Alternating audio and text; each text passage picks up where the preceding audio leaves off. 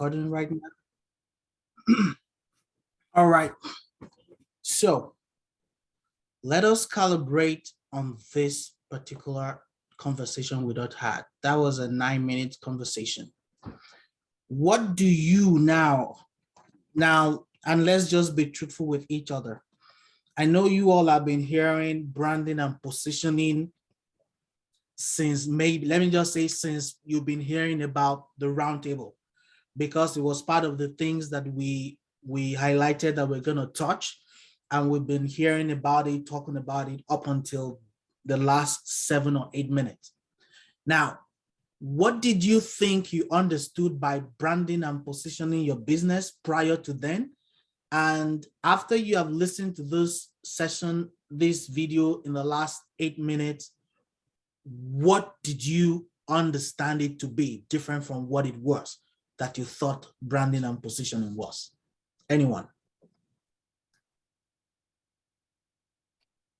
Oh, hi everyone. I would say it's like an identifier. What can you be identified with?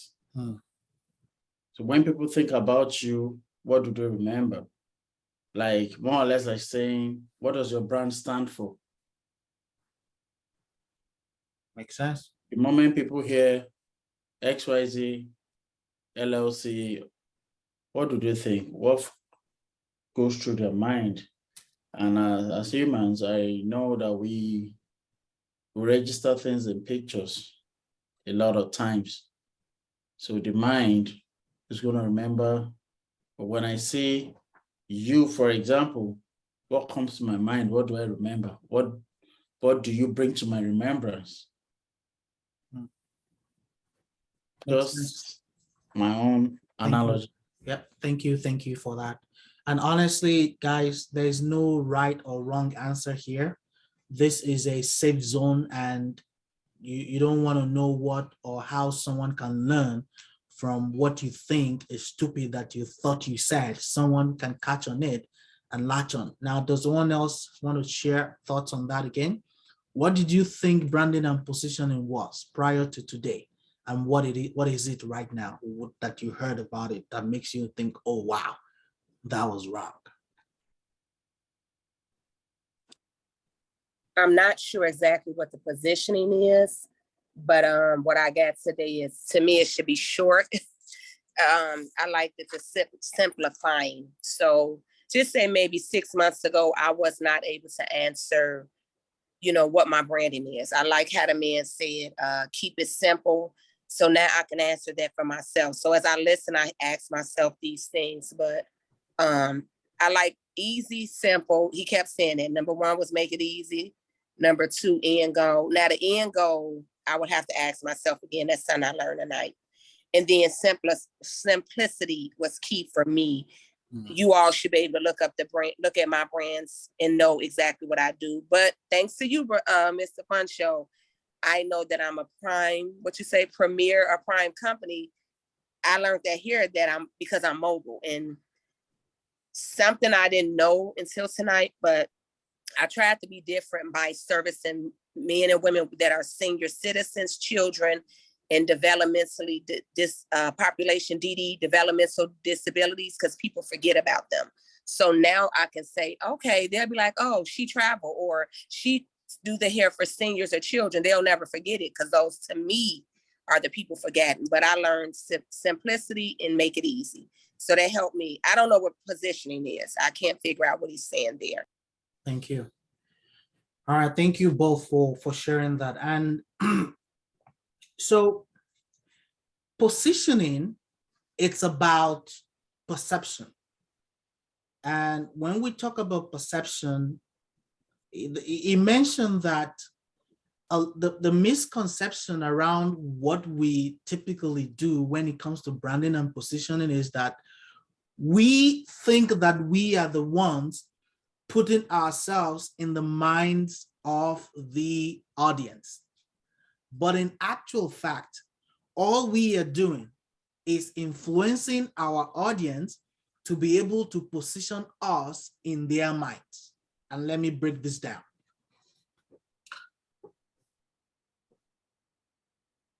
a lot of times you will begin to wonder, why do you really need to advertise anything? Because if you recall that I mentioned to you that whatever it is that the business that you want to do, make sure that it is something that people are looking for. That is key, because the thing is this: if no one needs the service or the products you are offering, you've shot yourself in the leg, because you're not in business. If people don't need your product, then you're gonna struggle and you're gonna close down shortly, because it just means that you're selling something that I don't need. Why will I come to your store?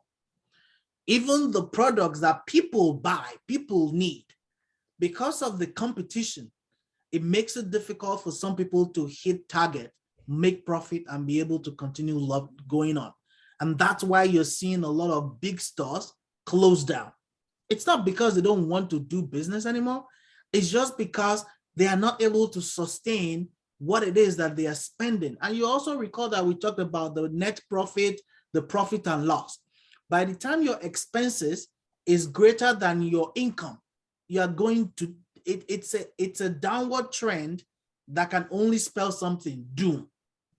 Because there's only so much time you can spend, there's only so much you can take when you're spending much more than you're earning. So, as I said, you have to start with a business that people are wanting to buy. That is more than 45% of the legwork that you need to do. Now, the next thing is this: by the time your product is sellable, which means people are willing to pay for that service or for that product, it doesn't mean that they're coming to you to buy, but it just means that you are in a business where people are willing to pay for that service or buy that product. Now, the next thing is this: how do you fight off the competition for people to be able to buy your product despite every other person that is selling the same thing that you are selling? And that's where the positioning comes. Now, not everybody needs what you are selling at the time they first came in contact with it. Everybody sees the advert of a or mobile device. Everybody sees the advert of a shirt. Everybody sees the advert of a Nike shoe. But at the time they're seeing the advert, they may not need it at that point in time. However, what impression did your advert create in the mind of that person that saw it, that will make them think about Nike first when they think about buying a gym shoe or a sneakers? What impression did Isaac and Philip create when I first came in contact with their advert that will make me know that if I ever need a business coach, just talk to Funshaw because he is the guy? That is positioning yourself in the minds of your audience. However, that is the wrong impression. You thought you are the one positioning yourself. No, you are only influencing the audience, but it's the audience that will position themselves in their mind. So if I want to drink soda today, what is the first thing that comes to mind? I want to drink Coke. Even though a lot of people don't know that Coke is just one brand. You could have Pepsi, you could have 7-Up, you could have Mountain Dew, but an average of 2 to 5 people will tell you that they want Coke, but in actual fact, what they want is soda. That is the power of positioning. And that is what our adverts, that is what our communication, that is what it does for our audience. It means that we are creating an impression of us in the minds of our audience, to the extent that if and when they need that service or product, I am the first person that they will think about. And that is the difference between positioning yourself, and branding. Branding is just about your company image. What do people see when they see your name? Positioning is how did people position you or your business in their minds that whenever that product is needed, who do they think about? One thing that we all get wrong a lot of times, when we start a business, when we start anything, the first thing that we think about is how to create our social media, thinking that that is what we need to be able to sell, which in fact is the wrong thing. While you are conceiving the business, while you are starting up the business, what are your products? What do you want these products to do? Or what do you want this service to do for your audience? Because each business, every business has a target audience, whether they are high-end, middle class, or low-end people. Each business or services or product has its own target audience. And we misconceptually, the misconception is that the first thing you need to do is just set up a social media and then you go on for it. You have taken step one, you have jumped step one, step two, maybe step three in some instances. And by starting that social media, even though you're still gonna need at the end of the day, but what do you want people to know about you? That when they hear about Jade Matthews LLC or Jade Matthews Souvenirs, what do you want them to know? When they hear the Divas, what do they want them to know? When they hear of Hudson Movers, what are you telling them? What are you offering beyond what the next competitor will offer? And that is what the positioning of the business is. And this guy mentioned, he said, you need to make it easy for your audience to truly understand exactly what it is that you are trying to let them know. I have seen so many complicated brands and positioning in my lifetime that I begin to ask people, please, what are they selling? What are they selling? That's funny. You understand? Some people bring a lot of things in play and they even make it difficult for their audience to be able to choose exactly what it is that they want. By the time you make it difficult for your clients to understand exactly what it is that you sell, you're cheating yourself out of business and you're running yourself down by the day. And I'm sorry, I'm not picking on Marian. Marian has a lot of products. And anytime I check in with Marian, hey, what's the hold up? Where are we? I see and I hear that Marian has a lot of things that she wants to push. However, she will get overwhelmed. And this is not just about her. It could be any one of us. By the time you are pushing too many things at a time, you get overwhelmed and you will not be able to move forward because you're scared of the success. Mm-hmm. And the conversation is, okay, let's start small and finish big. What is your best selling product? Identify your best selling product and launch out from there. Mm-hmm. Now, your best selling product needs no introduction. It is what comes the easiest to you to sell. Because what? A lot of people need this product and all they just want is accessibility to that product. Once they get it, it's easier for you to sell. It's easier for you to convince them to buy. Now, once that your major product, the best-selling product is out there, it begins to self-sell. And that will now give you the opportunity to start thinking, what other product can I launch? What other thing can I do? Because already your best-selling product has launched itself and it's moving on. Then you are now coming back, okay, I understand how to produce this.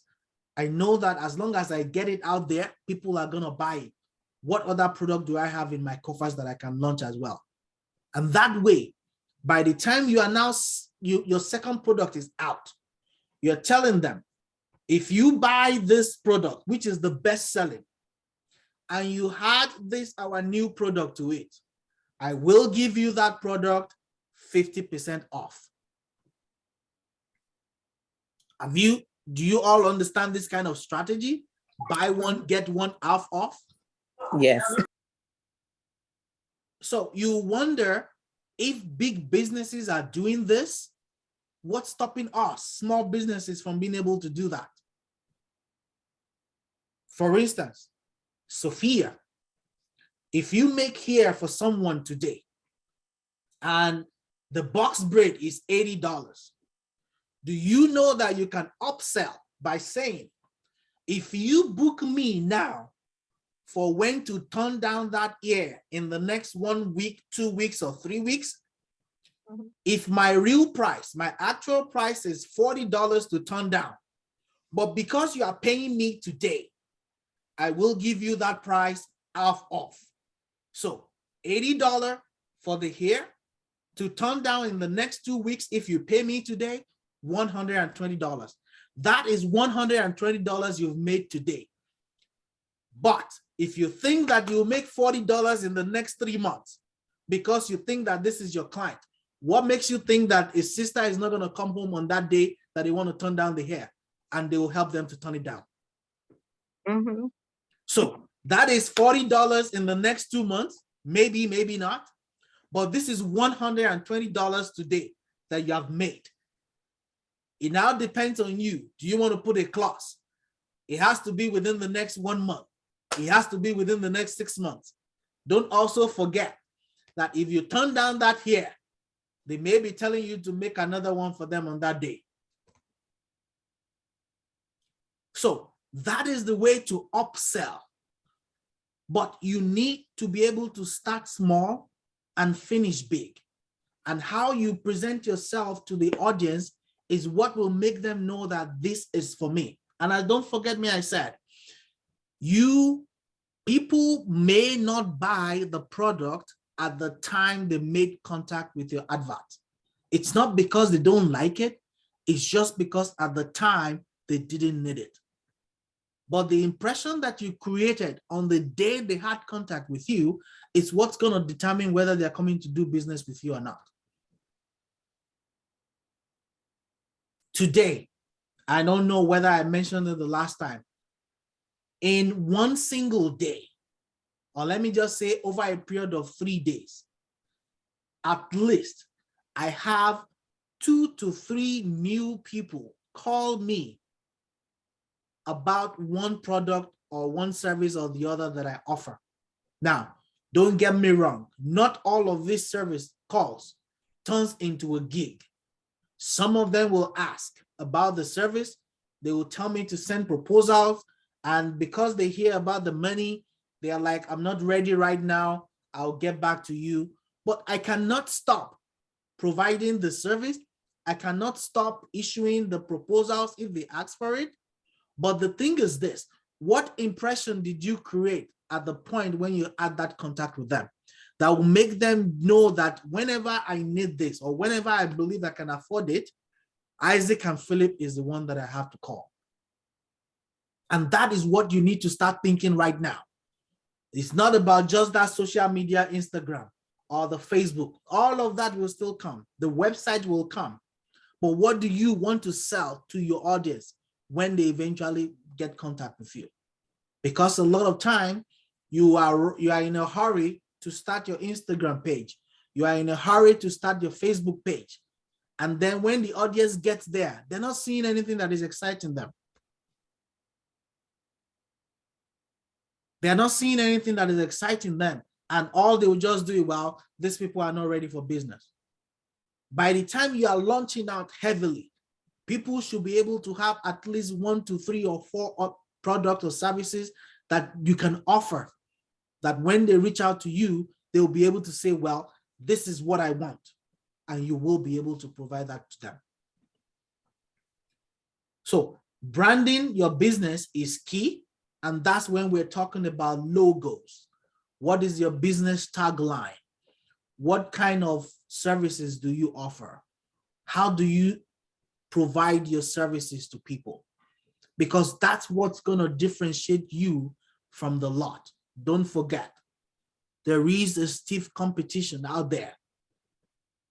And in order for you to be able to break the competition and have your own target audience and your own target market, you have to be willing to do more than what an average person is doing.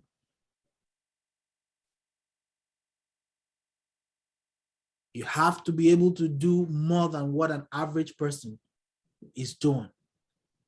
So I'm glad we all heard that.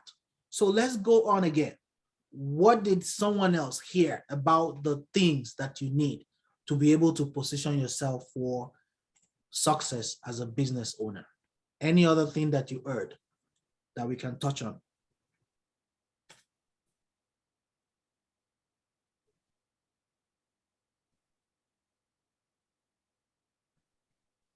What did you all think about creative thinking? He said something about creative thinking.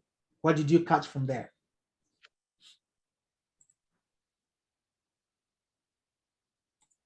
We all heard it together. What do you think?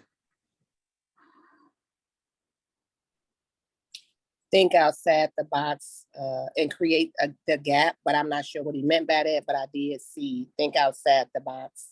And again, he said what my brand can do different. But thinking outside the box and create the gap. So I'm not sure what that means, but kind of listening to you, it may have been answered. Just everything you just said, what just how you use the upsell, or the last thing you said is we must be willing to do the more of the work. To me, that could be creating a gap, because you never get a break for real. It doesn't start or end on social media.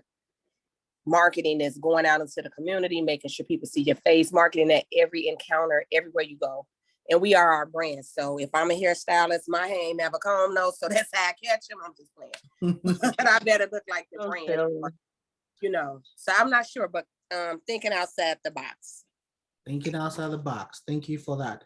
And Sophia made me remember sometimes a while back in home country, when someone who claims they run a dry cleaning outfit and trying to sell me to start dry cleaning with them, and the appearance is so poorly dressed, not taken care of, and then you tell me you are a dry cleaning outfit that I should bring my outfit. Is this what you want me to look like? We are our own brands. Right. If you, but I don't advertise. I won't tell them I do that, but I can't help it. But sometimes it'll catch them, because I do know certain products. That's how I win them over. But I try to look accordingly. But y'all see this hair? I guess I better get a wig. No, but I most definitely had a situation, if I could speak on it, that at another business, like a beauty business, I'm also known as Jennifer Pretty Hair Hudson. So I had it was a Saturday, and I had worked. I started like 4:00 that morning, and I had did a lot of people's hair, and I actually was going out on a date, and I didn't do my hair yet because I did everybody else's hair. I was looking terrible. Okay, so but I was like, well, I better go get my nails done, because they're gonna close on me before I, if I do my hair first. So I went to go get my nails done. And while I was getting my nails done, someone came into the nail shop, and they saw me, and they was just like bragging on me, like, oh, Jennifer, are you still doing hair? Like, oh, you do such an amazing job. You do this and you do that. And, people don't do all the stuff that you do, da, da, da, da. Really bragging on me. And there was a lady there that was interested in getting her hair done. She was looking for somewhere to get her hair done. But she was looking at me, looking terrible, saying to herself, like, I look terrible. Like, I need somebody, but she can't do my hair. Look at her. Regardless of what she just heard. So right after I leave, one of my clients came in to get their nails done that I had did that morning. looking fabulous. Okay. And the person that was looking to get their hair done asked who did their hair. And she gave him my number. And the lady is still at the nail shop. She called and while she was at the nail shop, and she said, well, since it's so close, I'll stop by. She stopped by, and she stopped by seeing me, the person I was in the middle of doing my hair. And she said, you know what? I Oh, heard no. the lady bragging on how well you do hair, but I didn't trust it because you look so bad. She said, but there was a lady came here right after you. One of your customers came in right after you that you did earlier that day. Her hair was so beautiful. I was like, that the person who did her hair, that's the person I'm gonna go to. She said, it is so funny. You're the same lady. Hmm. So, but yeah, that let me know, like, there's some business that I can, like, that I may miss out on because I'm not looking, like I should as a hairstylist. Yep. And the thing is, like, how I end up getting into that business that I'm trying to get out. That's what, when I first came to the round table, Sophia wanted me to introduce myself as like normally, but I refused because I'm like, I'm focusing on the moving company right now. And the thing is that, like, when I started in the business, I never thought I was gonna be a hairstylist. I just liked it to look good, and people came to me and they would say, well, how much would you charge for me to do my hair like that? That's how I got into the business. Matter of fact, what made me open up a salon, my first business, was because I took a business course to find out which business was the first business I should take. And like, I didn't get no grant or scholarship. And she was like, well, how are you paying for it? And I said, well, people ask me, to do their hair. And so she said, well, the first business you should do is you should open up a salon. And she helped me set goals to do that as the first business. So, but the thing is that then it got to the point where I was doing so many people's hair. Once I accepted that that's what I was going to be doing. Yeah, that's a good one. Great example, Jennifer. And as you rightly said, 90% of my business is by referral from a customer that I've serviced. Mm-hmm. Not from like advertisement or it moved to 90% of like from referrals. Yep. Yeah. So, but looking good, if you're new and you're trying to draw in more customers, the way you look, it makes more difference. Like being ready for whatever product that you got, you should be able to, be an example of whatever product that you're selling. Yep, absolutely. Amen. Absolutely. And so imagine that someone that says they're in the cosmetic business. I'll sell this product to you and you're gonna be gluing.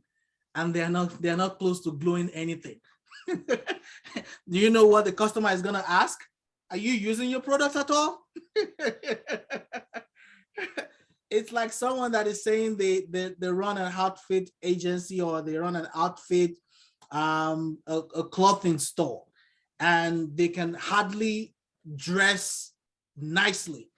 When you see them, they don't know how to combine shirts. They don't know how to wear a black. You're wearing a black belt on a brown shoe, a brown belt on a black belt on a brown shoe, a brown belt on the black shoe. These are not fashion statements you're making. And how do you think I'm going to believe that you are my fashion consultant when you can even not dress well for yourself? Have you seen people that when they wear a shirt, someone is asking, where did you get this shirt from? Mm-hmm. Where did you get this shirt from? And all you just need to tell that kind of person is, I can get it for you for a price. Really? Some people will pay for that shirt, even though you are adding a premium to it, not because of anything. The way you wore the shirt and the fact that the shirt was actually nice itself. And do you think you need a soothsayer to think that, oh, if you have the opportunity to sell outfits, you won't sell well? Because you already dress it. And that's exactly the way it is. Jennifer said something about referral. As a small business in this country, more than 70% of the businesses that you will do within the first 3 years of your existence are going to come from word of mouth and personal referral from people you have done business with. And that's why it is very key that you do not look at any business as, oh, it's just too small. I'm not just going to give it my best. Guess what? Someone will experience that situation. And let me just give you a typical business. Talk about Rehoboth, Ruth.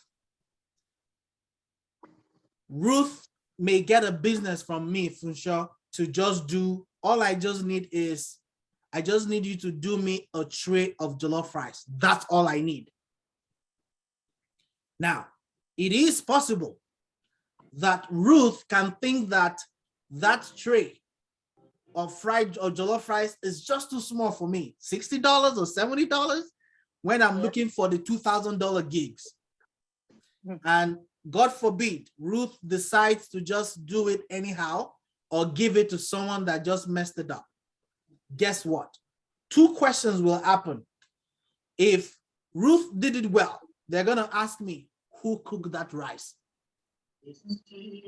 If it wasn't done well, guess what they're going to ask again? Who cooked that rice? However, if Ruth did it well and they ask me who cooked that rice, and I tell them, oh, it's a fantastic lady out of Rolling Meadows. I have never tasted that kind of rice before. From the first time I tasted it, I have never stopped liking it. What's her name? Her name is Ruth. Do you have a number? Oh, absolutely. Guess what? At the time they're asking me, they may not have an event in the next 1 week. They may not have an event in the next 2 weeks. But guess what? The day and time that they have an event, guess who they're going to think about first when they talk about jollof rice? It's Ruth, because of what it tasted at my house. Right. And don't also forget, this person may not even have an event in the next 3 months. However, another friend of hers has an event and they're talking about who can do jollof rice. Guess who they're going to tell? Ruth. And that's why it's important that any opportunity that you have to be able to showcase yourself, your business, give it your best shot. It may not be a profiting business, but trust me, someone is always looking. And when that time comes, someone will appreciate what you did and they will come looking for you wherever it is that you are. And I am a testament of this. There are some deals. I told you, I started out with doing pro bono. I was providing my services to people. I was not collecting money. It's not that I don't want the money, but even within myself, I didn't think that I deserved the money at the time. Right. I'm just going to say, well, just give me a shot. I'll do this for you at no cost. And then they'll test me. Now, they may not need my services again for the next 1 or 2 months or 3 months. But guess what? They are telling people about someone who did something for them about a week or a month ago. And that person that is coming, that was where I was getting my money. Now, after I moved from pro bono, I will offer you this service. If I do it right and you love it, pay me after. After that, I moved on to, well, if you want my service, pay me 70% of my fees. If you like it, I will collect my balance. Today, guys, if you need my service, I collect money 100%. 100%. I like that. And it's not because I don't want business. If you can't pay me 100%, thank you. God bless you. Now, it doesn't mean that there's still some no clients that I want to impress that I'll say, okay, give me 50% of the payment, I'll collect the balance later. But where I stand today, I can say I want my money upfront, and people are willing to pay upfront for the service that I'm going to render to them. It's based on trust, it's based on level of professionalism, it's based on the perception of Isaac and Philip and Funsho in their mind, that it made them know that, okay, well, if I truly want this guy's service, I better meet his terms. It didn't start today. And you all may have seen that Isaac and Philip did 5 years yesterday. We started humbly, we started small, we're not even where we want to be, and we're still waxing stronger. However, don't despise the days of little beginning, because these little beginning are the things that are going to form your history as an individual and as a business.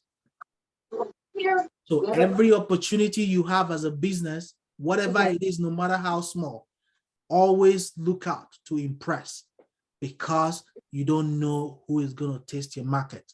You don't know who is going to need your service tomorrow. And it's very key.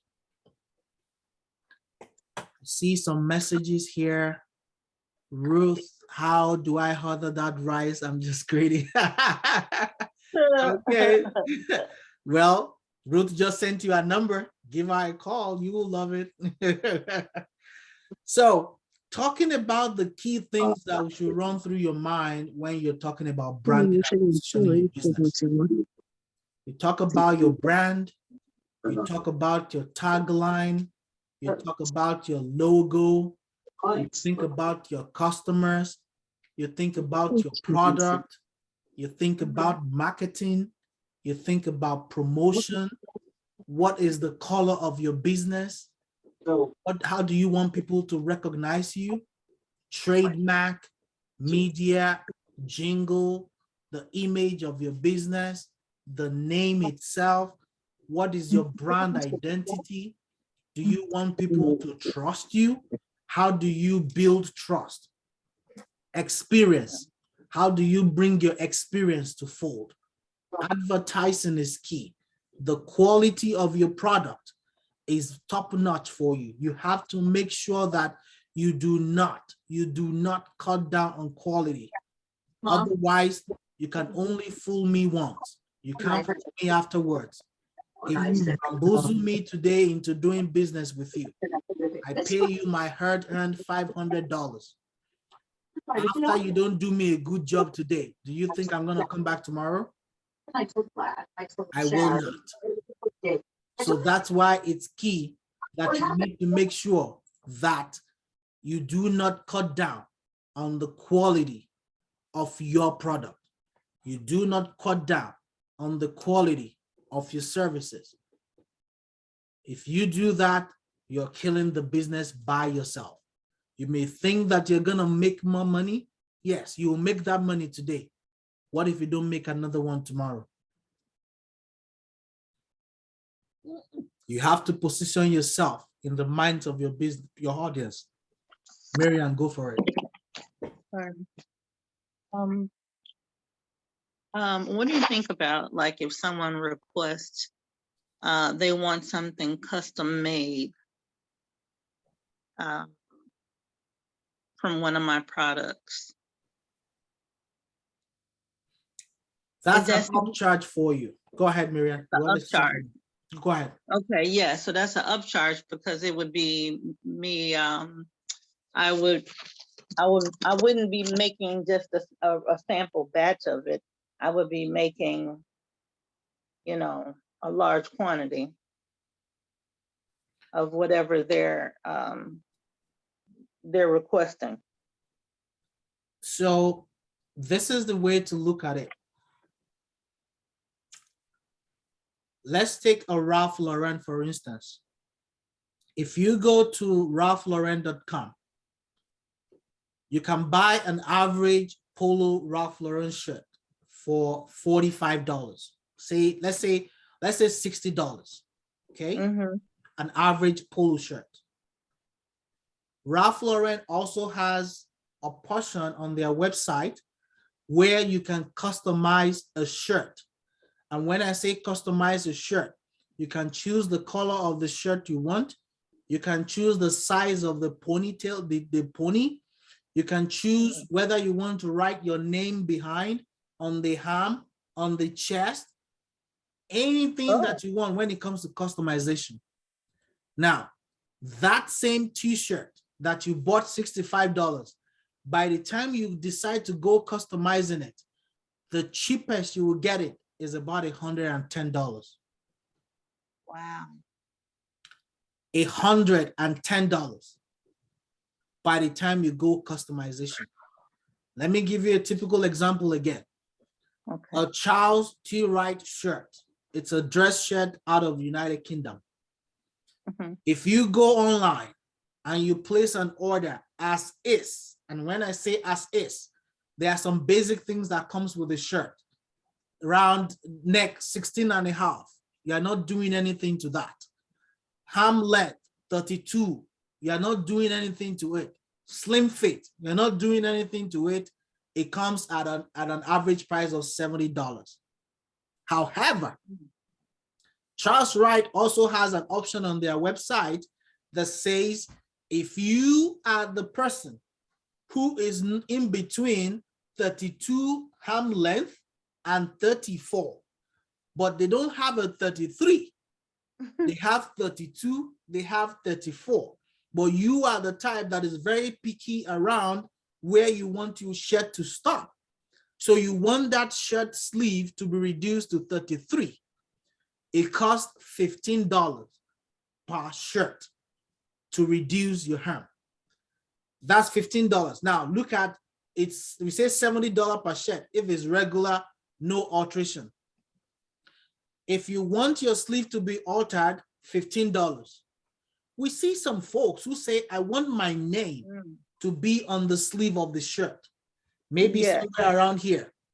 Funsho to be written here. That's another $5 per letter. Funsho is 5 letters.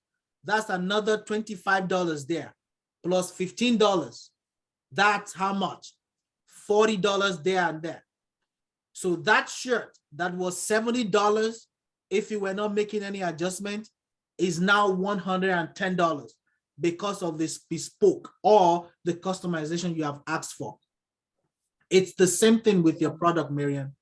Okay. If anyone is asking you to make you a product that is outside of the things that you make normally, you're gonna charge them as premium for whatever it is that you are providing for them. Okay. So if your average product is $25, if someone is saying, I need you to please add this, this, this, and this to mine, it means you are creating that specifically for that person. It can't be the regular price, Marianne. It can't. Right. It's like Sophia saying that I make hair at 2091 Limestone Lane. Place an order, place your time, 10:30 a.m. in the morning. I will be waiting for you. However, on Sophia's website, she also has an option that says, if you want me to come to you, one, there is an upcharge of $20 and there is a transportation fee or whatever it is, admin fee or whatever, of another $10. That means Sophia is going to earn $35 more than the regular if she decides to leave her place of work to go to that customer. However, that is another service of convenience that Sophia is providing, because it means at the comfort of my home, I am able to make my hair. I'm just going to pay an upcharge for that service. And that's the way I want you to think. There is no business that you cannot put an upcharge on if you need it. Let me pick on Ruth again. Ruth can say, if you want a tray of jollof rice, a tray of fried rice, a tray of plantain, it will cost me $250. That's your fee. That's it. If you want me to do this for you and you come and pick it up at my house, that is how much you are paying, $250. However, If you want me to come and deliver this to you at your house, I will charge an additional $50 for transportation. Whoever can afford it can pay it. Ruth can decide to go further. I also have a service where I can help you set up, which means I will cook, I'll deliver, and I'll set up for you presentable enough for your audience, and then I'm out. If you want me to do that, that's another $100. Ruth can decide to also say, I have another service. I will cook, I will deliver, I will set up, and I'll help you manage the dishing and the coordination of the food. A $250 gig can turn into $500 only if you know how to position yourself very well. If you know how to position yourself very well, you will be able to do what we call an upsell because you are prepared and you are ready to speak to it. If it's something that you do not know, if someone tells you, can you do this for me? You won't even know how to charge because it's the first time they are hitting you with it. And that's why you as a business owner, you must be 3 steps ahead of your client, knowing what kind of services they want, knowing how to provide it for them, and knowing how to charge for it. It's key to business success. Does that help you, Miriam? Absolutely, because if not, I would be shortchanging myself. Absolutely. Absolutely. Because the thing is this, look at it very well.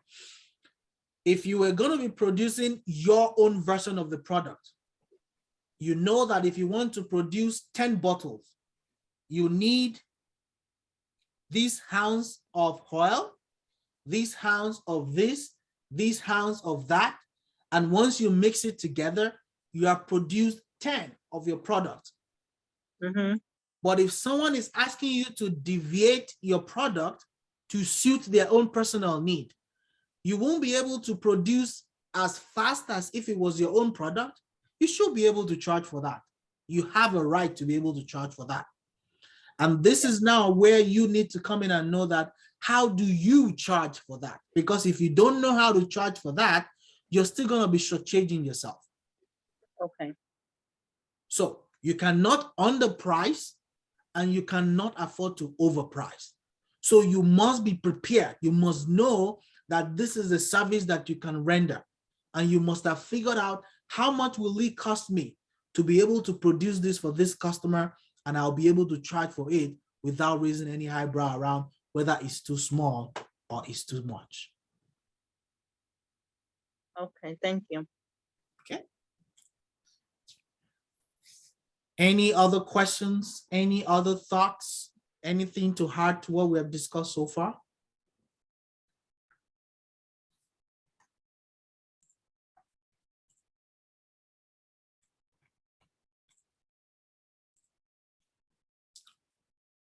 Okay, so we have gone through a lot today, and a few things that I also want to mention before we head out today is we have been able to understand that your social media account is not usually the first thing for you to start with. You want to think about what your product and services are. You want to think about what people will think about you or your product when they come in contact with it. What impression are you leaving in the minds of your audience? Now, once you're done with those two, you want to be able to create your brand. And your brand has to do with what your look, your image, your logo, your tagline. What is it? Once you're done with your logo, your image, your tagline, then you go into your advertisement. And when you're talking about advertisement, there are so many channels of advertisement and marketing today. You have the emails, you have Facebook, you have Instagram, you have Yelp, you have website. All of those channels are available for anyone who runs a business. You just need to know which one is going to be most effective for you. And there's something I want to mention to you all today. As a small business owner, the first thing that you want to think about when you need a service is not how much it's going to cost you. And I want you to take this away from me today. Not all of these services requires you to pay at the instance where you're setting up with them, depending on the size of your business. Most of these businesses, they have the product that allows you to be able to subscribe free at no cost. Only when your business has grown to a level, that's when you pay. Let me give you a typical example. Zoom. Zoom has the option that allows you to be able to subscribe free, but the free version only allows you 40 minutes beyond 2 people. If it's just 2 people on the Zoom, you can have this meeting for as long as you want.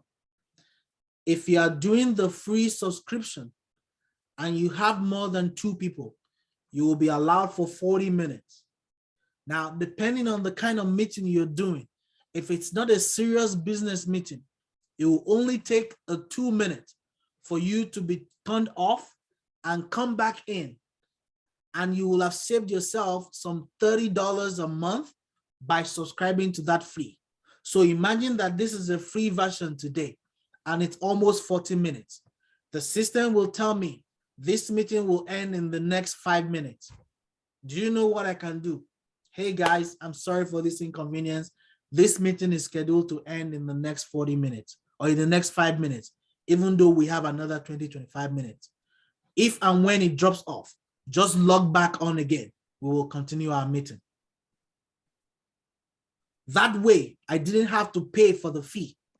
But I'm not saying that is the situation in all things. I have this email communication tool that I use. I'm sure you all get that emails regularly when I send it, because everyone here is subscribed to that email by me. You will get it from me. I have this free version that I'm able to send 250 emails in a month. If I send beyond 250 emails a month as a business, then I have to pay about $30. But I look at the kind of business and the volume of business that I do. I didn't have to pay anything, but I'm still effective with my emails and I'm still able to send it out. That's the way to begin to think. You don't want to throw money at the problem. A lot of times, money is not always solving that problem. You just need to critically think. And that's where the critical thinking that the guy said is coming in. You have to sit down, think about it. What if I don't have this money? When we don't have money, we are more creative. And that's why it's key that every time you're trying to make a decision for the business, don't think about the money first. Think about how you can get this service at no cost. Even if eventually you're going to pay for it, by the time you've thought it through, you've been creative about it, you're going to get the best deal out of it because you have been able to surf through the net, you have been able to research adequately, and you'll find out that, well, in order for me to get the best deal, it's not going to be free, but at least this is the best deal of all the options that I got.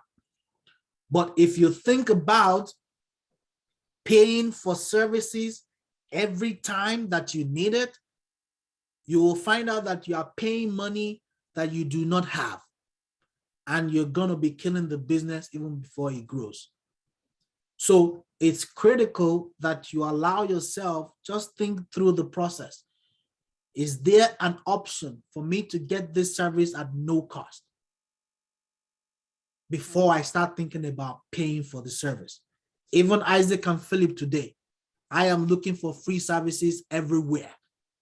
Unless it is not there, that's the only time I pay for it.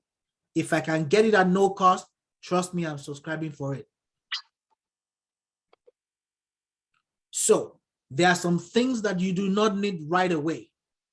I was talking to Marianne, don't buy a printer for your machine for printing your labels right now. Don't invest in that yet.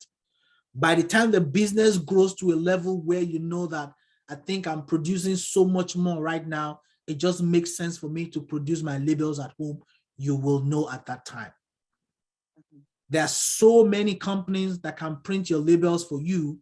You can print as much as $1,000 for as less than $100. But meanwhile, you may have incurred $450 or $500 on a machine today, and 6 months down the line, you still have no justification for having that machine.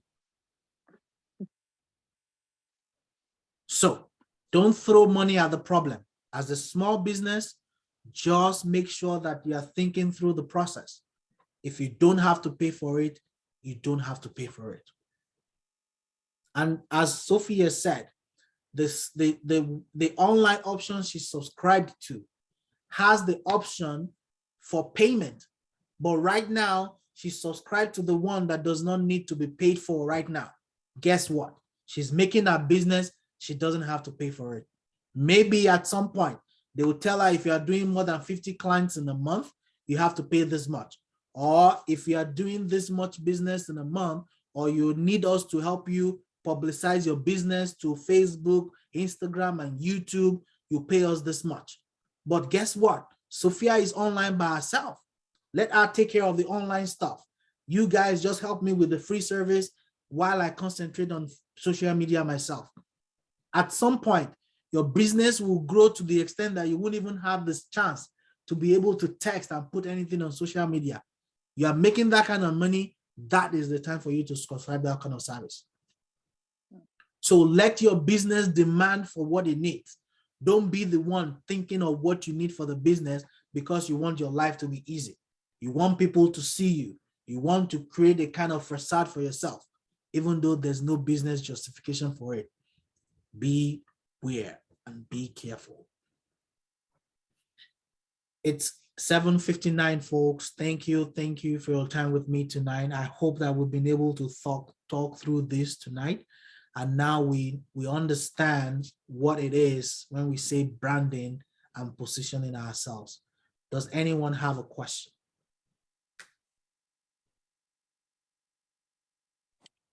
What I would like, I do have a question about Go ahead. Hudson Movers branding. What do you think Hudson about Movers. Hudson Movers in the way that it's, I mean, would you consider that to be branded or? So looking at your name, the only thing I'll take out from there is the LLC. Because you can't understand the letters. Yep. All I need is Hudson Movers, because you already told people exactly what you do. And right now, if I were you, Jennifer, all I'm going to start thinking about is, how do I rebrand this business? It may have been going on for the last 2 years or 3 years. Maybe it's time for you to rebrand. Start with removing the LLC. Think about a more creative logo that when someone sees that logo, they know exactly what kind of business you do. And that's why I say you are in a very competitive market. You don't want people to start guessing what it is. HIM or HM, what do you do? Now, if your logo includes that Hudson Movers at any point in time, that's fine. However, what I'll advise you to do is, in order for you to be able to register yourself in the minds of your audience, think about a logo that when people see it without your name, they exactly know what you're doing. I'm not saying this is bad. I'm just saying, as a coach and a business mentor, that is what I would like you to do. So, for instance, when you see this roundtable, what comes to your mind? Just look at that logo. What comes to your mind when you see the roundtable? Because the roundtable, what you're seeing here right now, is not telling you whether it's a training, a workshop, it's not telling you anything. But when you see that image, what does it say? What does it say to you? They got some money. It's very professional. I wouldn't have known, but it is. Let me look at it again. But it's real professional. It's clean cut. It's quality. And with the table, I didn't know what a round table was, but if I would have looked at the table, I see the chairs. It's business orientated. You got a black table, which people in business with a few dollars, they usually dress up in meetings with black suits on. You know, you around the table, you making some money. You know, that's what I saw. Got it. Then Mary, nobody you wanted asked to it, say but something too. I thought it was unless- network. Oh, I'm sorry. Go ahead. I'm sorry. Oh, I was saying I saw my impression. I thought it was like business people networking around the round table. that's good. Got it. Miriam, what do you think? I'm thinking you like King Arthur. So the impression that we're trying to create is what Jennifer said. Business people thinking, a think tank, a coming together of like minds, a coming together of people with a vision. You understand? And without asking too much questions, the roundtable image gives you an idea of what it could be. And that's exactly what you need to use your image to create. Give people something that will make them want to ask questions, that will make them want to seek for you. Let your image, that's what your image should say. So Jennifer, coming back to your question, there are logos and there are logos. But in order for you to be able to create an impression of your business or who you are to your audience, let your logo or your image, let it speak exactly what it is that you're doing. It could be an image of a truck moving. It could be an image of a house, maybe like a house moving from one, like something moving out and moving in, something that just tells people that this is what we do. Now, you are in a market that is very lucrative. Trust me, the business of moving is very lucrative because people will move. As you rightly said, what is the holdup? People want to move, but there's nowhere to move to. But if there is a place to move to, people will move. And you have to be able to impress yourself in the minds of people to let them know that I am truly ready for business. And it's all about everything. All about everything. I was telling you guys, you need to be able to get to a place where your services can be sought after without necessarily having to call you. If you refer people to your website, they should be able to look for your services there. They should be able to place an order. Now, I'm not talking about a consultancy service. I'm talking about when you offer a product and service, people should be able to place an order without necessarily calling you. And those are some of the things that you need to put in place for your business, because that's the only way you'll be able to upsell. When people want to move, all they know is that they just want to move, period. But do you know that there are some things that you can sell that you can get more money from beyond that than moving? By the time someone comes to your website to come and place an order to move, the questions you ask them, what type of house is this? It's a townhouse. How many living rooms? How many bedrooms? How many bathrooms? Once they are done with that, do you know that they need boxes? They need clean fill wrappers. They need tapes. They need dollies. They need cloth. All of those things they need. But if all that you are calling them to do, hey, Jennifer Hudson or Hudson Movers, is that you? Yeah, that's me. Please, I need you to help me move. The only thing you are charging them is moving. But you can sell a whole lot of things. But it only takes a business who has articulated all the things that they do and place this strategically for people to be able to place an order and be able to upsell. So my short answer to your question, Jennifer, is think about rebranding Hudson Movers. Now, I also believe, I think I heard from you that this is a partnership. It may require you to speak to your partners to think about what do they think about rebranding. There's nothing stopping you from rebranding. This is our new look. This is who we are now. You just want to make sure that you impress yourself in the minds of your audience. Does that make sense?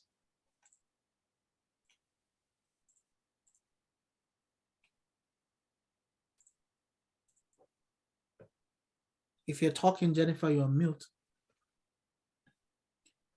All right. Anything else from anyone else? Any other question? Any other thought? Last minute? Final thoughts? I just wanted to say thank you. This was a really informative session that we had. I appreciate it. Thank you, Marianne. Thank you. Thank you. I appreciate you all for your diligence. I Yeah, hope very that we are good. all learning from each other as we come along. I am proud of you all. I won't lie. And I look forward to many, many more of your successes. This is dear to my heart. And I hope that we all can make it good. Okay. Absolutely. All right. Any Thank other you. person? I'll inbox, but I do have a question, but I'm gonna inbox you, Brother Fun Show, about the Dunn and Bradstreet. I'm probably saying it wrong, but I can send a message. Just That's trying okay. to, That's okay. but no, this was good. So thank you. Thank you all. Jennifer, I sent you some text messages because I'm all in her business, but that's my cousin. So I wrote you some notes too in case you doing some things, right? Okay, because she be busy. She about doing ahead. Got it. All right, everyone. Thank you for your I time. jumped in. Thank you. This is I'm sorry. Someone all said I something? You said? I said I joined in late. Are you going to send the recording? Yes. So I'm not sure at what point you joined.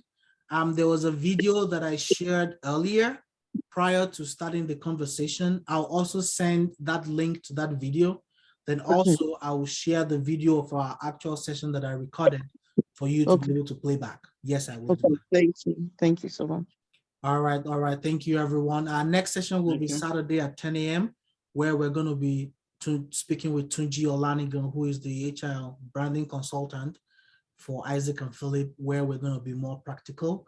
So please still mark your calendar so that you can join us in our usual manner. We'll still record it if you cannot join, but I encourage you to join because you will learn more during the conversation than if you're listening to it over the telephone. But I want to thank you all for your time with me tonight. It was a fantastic moment sharing your joys and successes. Please don't wait until the next session to reach out for anything you want. I'm always available. I can schedule time with you. And of course, don't stop. Keep making those moves. The mistakes you make, you have learned from it. There are no mistakes in business. If you make a mistake today, you have learned from it and you are moving on. So don't be afraid to launch out. Don't be afraid to make moves. You will only learn from it. Enjoy the rest of the night, folks, and have a great You evening. as well. Thank you so much. Thank you. Good Oh. night. So good night, everyone. Have a blessed week. Bye-bye. A Bye. prosperous week, brother. Bye.